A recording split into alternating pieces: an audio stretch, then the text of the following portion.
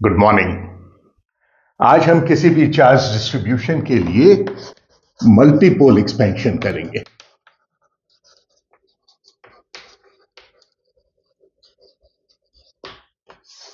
Useful for obviously BSc and MSc students. तो ये multipole expansion होती क्या चीज है और इसको करने की जरूरत क्या है? भाई दो वजह हैं। एक तो ये कि किसी भी चार्ज को यदि क्वांटिफाई करना चाहें, एक यूनिट चार्ज है तो इसको कह दिया ये चार्ज Q1 है, ये चार्ज Q2 है। लेकिन यदि कोई चार्ज डिस्ट्रीब्यूशन है तो उसको क्वांटिफाई कैसे करें? कहने का तात्पर्य ये है कि एक कोई बॉडी है जिसके अंदर चार्ज इस प्रकार डिस्ट्रीब्यूटेड है, दूसरी बॉडी है जिसके अंदर ऐसे डिस्ट्रीब्यूटेड है। टोटल चार्ज इन दोनों में सेम है तो आप कहोगे total charge is the same, लेकिन फिर भी दिख रहा है कोई फर्क है। तो ये जो फर्क है, ये फर्क क्या है, इसको क्वांटिफाई करना चाहते हैं हम। ये जानना चाहते हैं इन दोनों चार्ज डिस्ट्रीब्यूशन में क्या फर्क है। यानी कि कोई भी चार्ज का यदि डिस्ट्रीब्यूशन हो तो उसको नजदीकी से देखकर यह समझना चाहते हैं कि इन दोनों में अंतर क्या है। तो ये तो बड़ा कॉम्प्लेक्स सा केस लीजिए। आसान भी केस यदि अपन लेते हैं तो मान लीजिए आपके पास एक डायपोल है जिसका नेट चार्ज 0 है, और दूसरा ले सकते हैं एक ऐसा चार चार्जेस का कंफिगरेशन जो एक डायपोल ये रहा, एक डायपोल ये रहा, एक डायपोल ये रहा, एक डायपोल ये रहा, कैसे भी ले लीजिए। तो इसका भी नेट चार्ज 0 है। अब इसकी वजह से यहां पर पोटेंशियल पता करूं या इसकी वजह से यहां पर पोटेंशियल पता करूं, क्या फर्क आएगा? तो नेट चार्ज तो 0 है और नेट चार्ज 0 है, लेकिन डायपोल की वजह से यहां पोटेंशियल आएगा विच वेरीज एज 1/r²। इसमें क्या है? इसका तो डायपोल मोमेंट भी 0 है, और डायपोल मोमेंट भी 0 है तो इसका पोटेंशियल क्या आएगा? वी विल सी कि इसका पोटेंशियल आता है प्रोपोर्शनल टू 1/r³। तो सर ये तो मुझे मालूम था कि डायपोल मोमेंट 0 है, तो आसान बात हो गई कंपेयर करने की ना।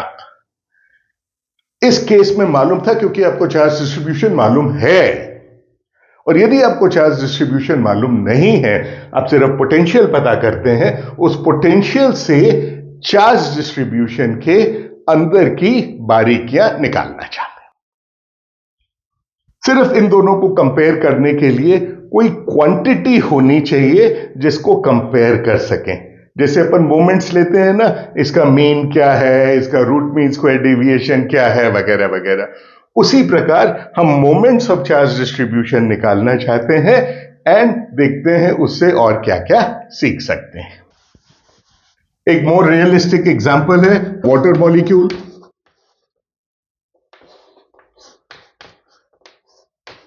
We know it is a polar molecule और इसका एक फाइनाइट डायपोल मोमेंट है। And then there is another carbon dioxide molecule. इसका कोई डायपोल मोमेंट नहीं है। अब सवाल यह है कि इसमें चार्ज कैसे डिस्ट्रीब्यूटेड है और इसमें चार्ज कैसे डिस्ट्रीब्यूटेड है, इसको कंपेयर करना चाहते हैं। तो क्या करें? लाइक आई सेड, मोमेंट्स लेना चाहते हैं। दूसरा, ये मोमेंट्स जब पढ़ेंगे तो इससे एक और कुछ और इंटरेस्टिंग बातें सीखेंगे, पर्टिकुलरली न्यूक्लियर फिजिक्स के कॉन्टेक्स्ट में बहुत यूजफुल होता है। वो क्या? हमें मालूम है कि न्यूक्लियाई जनरली स्फेरिकल होते हैं। कैसे मालूम? बहुत सारी वजह है, बट मेजर कैसे करते हैं कि न्यूक्लियस स्फेरिकल है या नहीं? तो क्या न्यूक्लियस के अंदर जो चार्ज है और वो चार्ज कैसे डिस्ट्रीब्यूटेड है, उससे पता चल सकता है कि न्यूक्लियस स्फेरिकल है या नहीं? So that is another thing that we will learn. So ये कई इस तरह की वजह हैं जिससे moments of charge distribution becomes a very useful thing to study. Consider some arbitrary charge distribution. यहां पर मैं पोटेंशियल पता करना चाहता हूं। ये मेरा ओरिजिन है और ये जो दूरी है इसको मैं कहता हूं r। यहां कोई छोटा सा पोर्शन लिया जिसके अंदर चार्ज डेंसिटी है rho, which depends upon r prime, and this is r prime. और इस छोटे से पोर्शन से, इन्फिनिटेसिमल पोर्शन से, यहां पर दूरी है r। This infinitesimal portion is B3। तो इसकी वजह से यहां पोटेंशियल कितना होगा?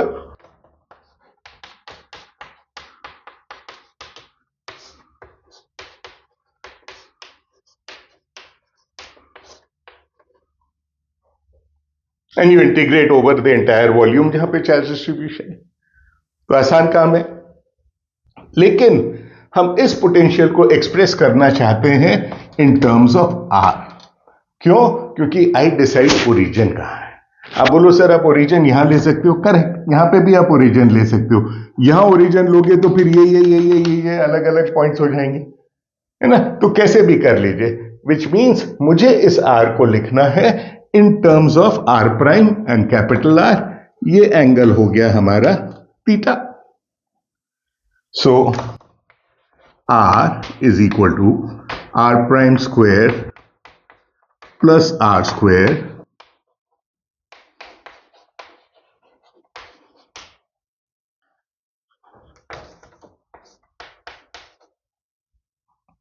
which we can write as capital R जो कि एक कांस्टेंट है, आर प्राइम तो अलग अलग उसके लिए बदलता जाएगा, कैपिटल आर जो कि कांस्टेंट है, तो मैं लिख सकता हूं आर के लिए R 1 plus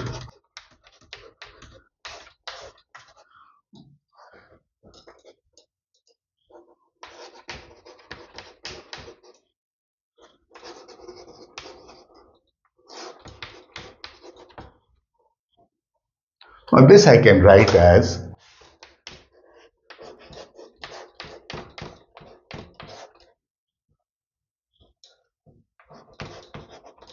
where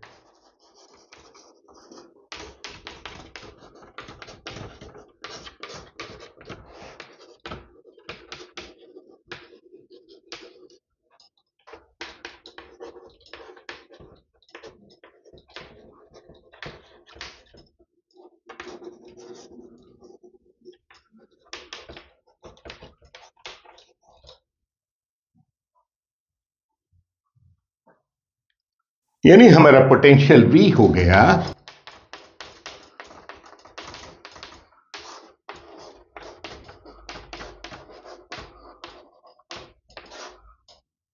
R which is capital R 1 plus, so capital R बाहर आ गया,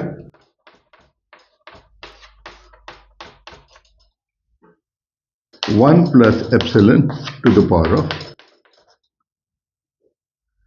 नाउ इसको मैं एक्सपैंड करता हूं about 0, so what do I get? कोई भी फंक्शन है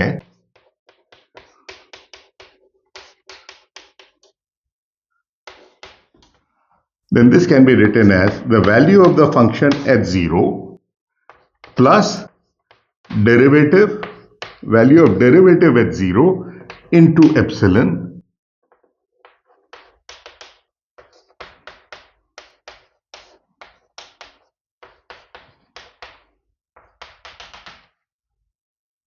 so 1 plus epsilon to the power of minus half क्या हो जाएगा?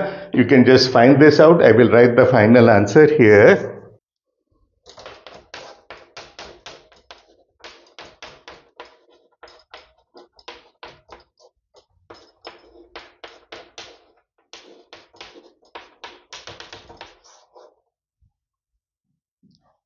और फिर एप्सिलॉन के लिए सब्स्टिट्यूट कर दीजिए x into x minus 2 cos theta, और फिर पावर्स ऑफ x को कलेक्ट कर लीजिए। And when you do that, powers of x को कलेक्ट कर लेंगे तो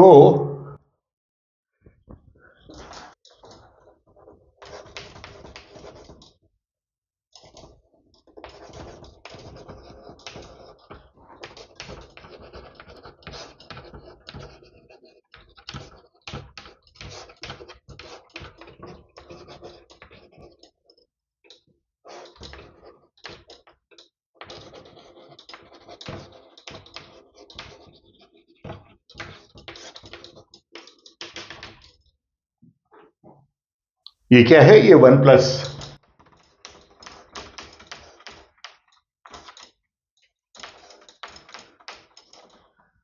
and x, remember, was r prime upon capital R.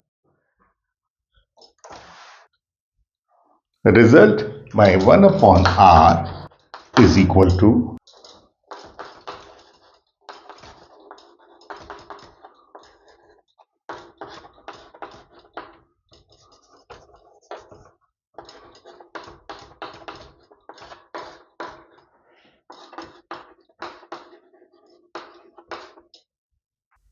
where these are the Legendre polynomials. Which means अब मैं मेरा जो पोटेंशियल है, पोटेंशियल को कैसे लिख सकता हूं? पोटेंशियल इज एक कैपिटल आर वहां पे बाहर था पहले,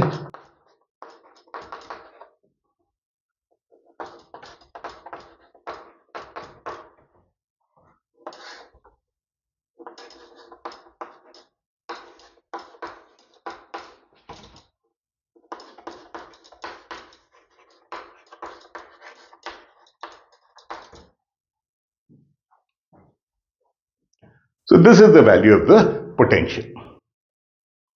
अब अलग अलग n के लिए पोटेंशियल की वैल्यू यदि निकालते हैं, which means potential can be written as a sum of a certain series. So for n is equal to 0, this is 1, this is 1. तो रो r prime d3 r prime क्या हो गया? Total charge. So for n is equal to 0, this term is total charge upon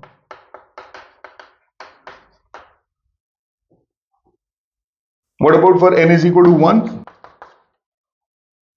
For n is equal to 1, Legendre polynomial जो है Pn cos theta, n is equal to 1, this quantity is just cos theta. N is equal to 1, so this is r prime cos theta, and r prime cos theta is essentially this distance. So that term gives us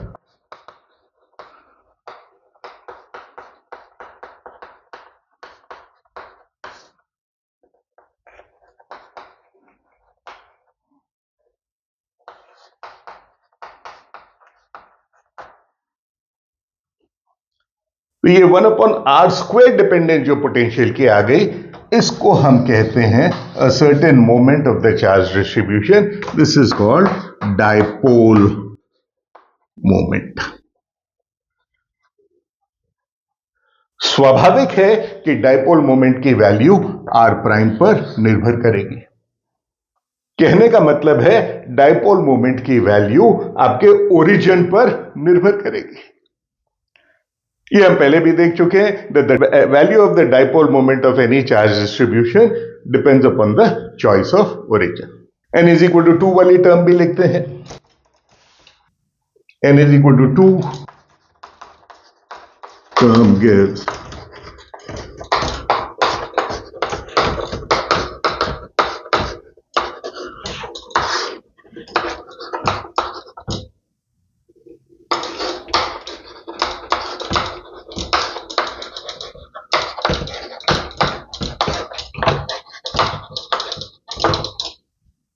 इस quantity को हम कहते हैं quadrupole moment. एक आसान बात तो यह है कि जब भी कोई पोटेंशियल 1 अपॉन आर क्यूब पे निर्भर करता है तो उसका जो ऊपर कोएफिशिएंट है उसको हम कहते हैं that is the quadrupole moment. और बहुत पहले एक प्रॉब्लम की भी थी हमने, क्या कि यदि आपके पास एक रिंग है, this is a negative charge uniformly distributed, और यहां पर जितना रिंग के ऊपर चार्ज है उतना पॉजिटिव चार्ज है क्यों, और यहां हमको पोटेंशियल पता करना है. बहुत आसान काम है. कैसे? दिस गिव्स मी इस माइनस क्यू की वजह से यहां पर this distance is very large, तो ये रेडियस है a, ये डिस्टेंस मान लीजिए है x. So potential V is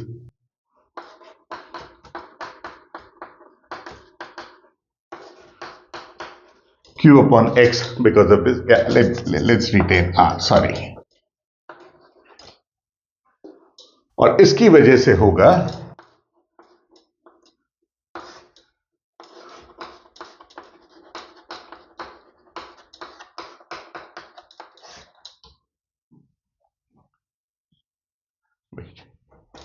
so this is minus Q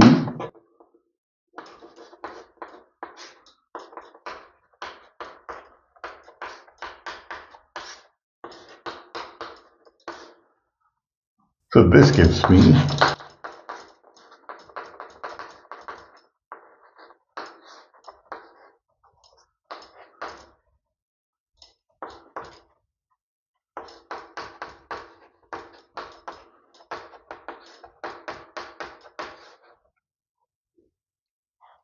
interesting. क्यों?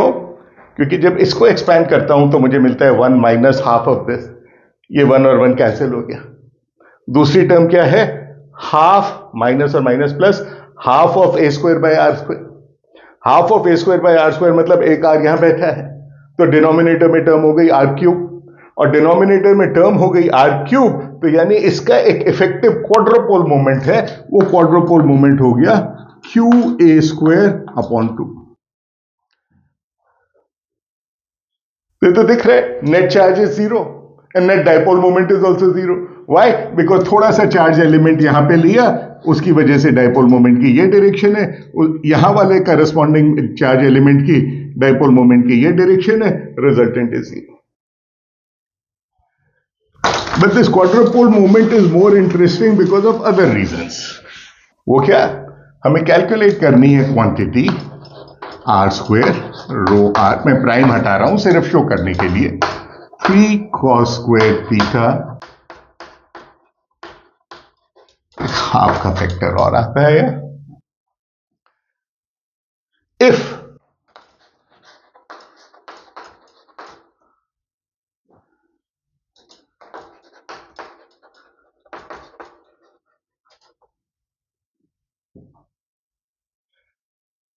और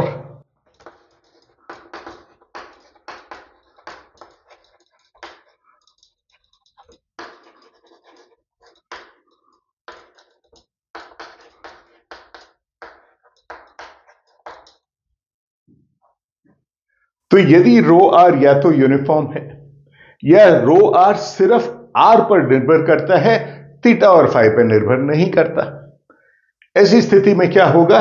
d3r जो है, d3r के लिए हम लिख सकते हैं R square d R sine theta d theta d phi, और इसको इंटीग्रेट करेंगे तो 3 इंटीग्रल हो गए, एक आर पे, एक थीटा पे, एक फाई पे। फाई पे कुछ डिपेंड नहीं करता तो डी फाई का इंटीग्रल तो 2 पाई आ गया।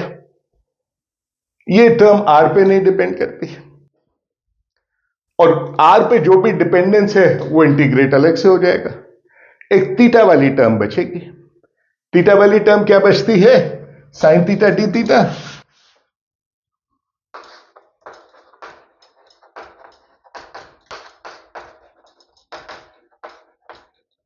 टू वगैरह सब छोड़ दिया, and theta varies from 0 to pi in my spherical coordinates. इसको सॉल्व करिए, आंसर क्या आता है?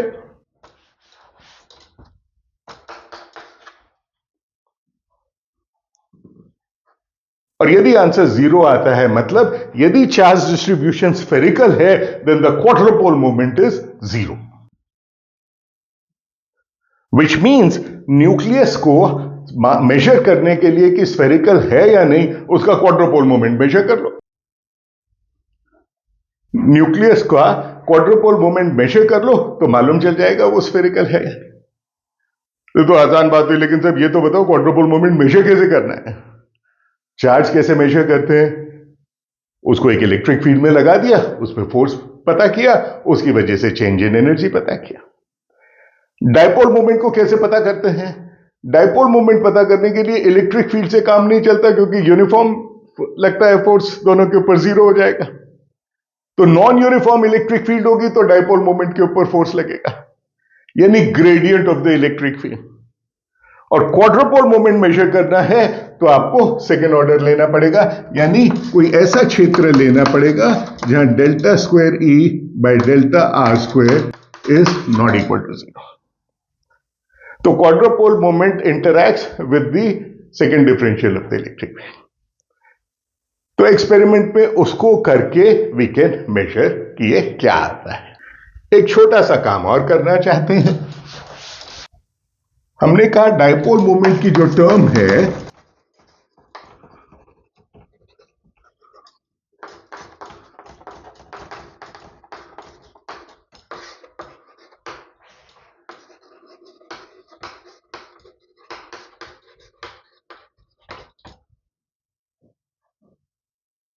but I can write r prime cos theta as r prime dot unit vector r.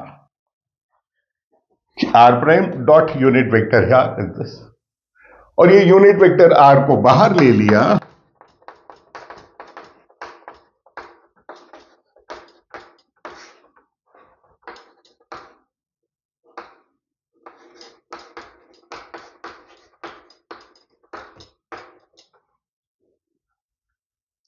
तो r प्राइम क्या है? r प्राइम है distance of the charge distribution from the origin. तो ऐसे अब मैं ओरिजिन को चेंज कर देता हूं. ओरिजिन को चेंज कर दिया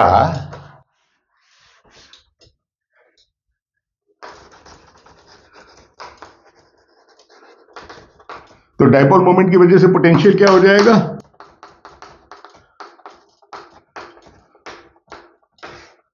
आर प्राइम की जगह मैंने लिखा R prime minus some constant A जो चेंज किया.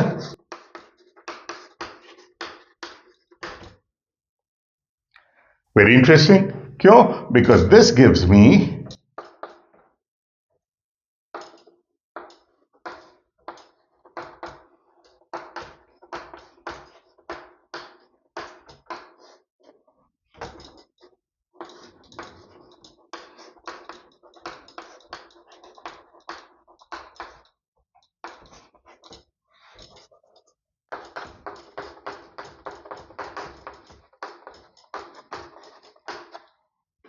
तो ये पहली वाली टर्म तो वही आ गई जो पहले थी और ये एक टर्म और आ गई because of shift in origin.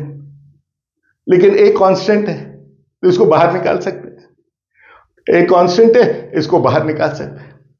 और यदि रो आर प्राइम ये क्या है? Total charge. Suppose this total charge is 0 तो ये वाली टर्म कंट्रीब्यूट ही नहीं करती. ऐसी स्थिति के अंदर dipole moment becomes independent of the origin. Now this is a more general rule. हमारे मल्टीपोल एक्सपेंशन में एक मोनोपोल की टर्म है 1 upon R potential, dipole term है 1 upon R square potential, quadrupole term है 1 अपॉन आर क्यूब पोटेंशियल. तो पहली जो नॉन जीरो टर्म होगी वो ओरिजिन पे डिपेंड नहीं करती. यानी charge 1 upon R non zero term है तो चार्ज ओरिजिन पे डिपेंड नहीं करता. डायपोल टर्म करती है ओरिजिन पे निर्भर. लेकिन यदि नेट चार्ज 0 है तो डायपोल टर्म ओरिजिन पे निर्भर नहीं करेगी. यदि डायपोल मोमेंट भी 0 है तो क्वाड्रोपोल मोमेंट की टर्म ओरिजिन पे निर्भर नहीं करेगी and so on. So these are some interesting things about multiple expansion और moment distribution of charge distribution. इसी को अप्लाई करके एक प्रॉब्लम करते हैं ग्रिफिथ्स की किताब में से 3.44.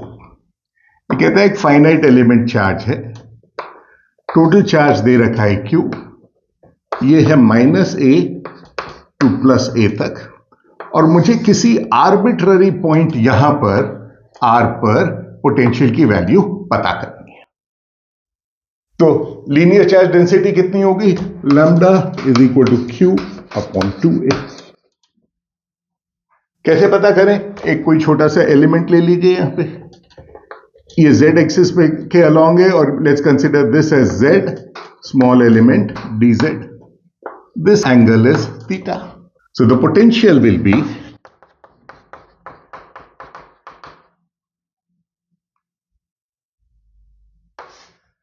लैम्डा dz, ये चार्ज हो गया, into this distance, and this distance is z square plus r square minus 2zr cos theta half. तो या तो वापस इसको एक्सपैंड करें या अभी जो जनरल फॉर्मूला काम में लिया उसको यूज कर लें. तो जनरल फॉर्मूला क्या था?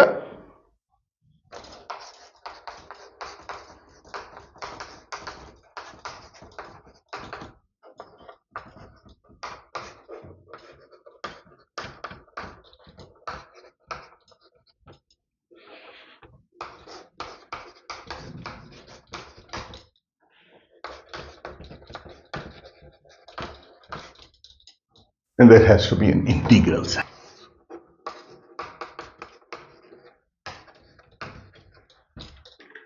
Again, term by term. For n is equal to 0, this quantity gives me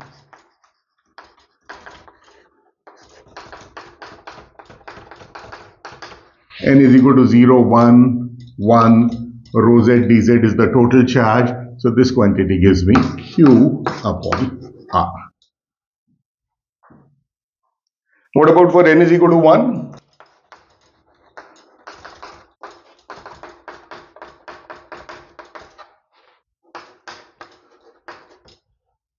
N is equal to 1 cos theta.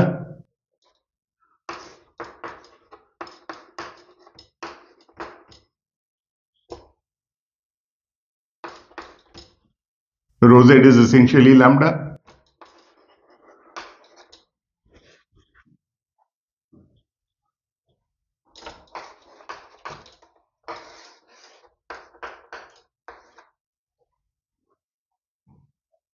करके देखिए.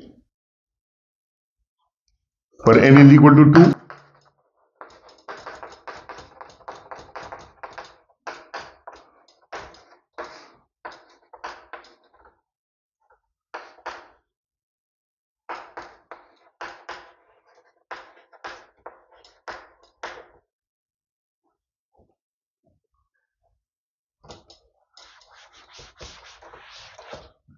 and so on. So that is what Griffith says. Show that it is equal to this plus this plus this वगैरह वगैरह.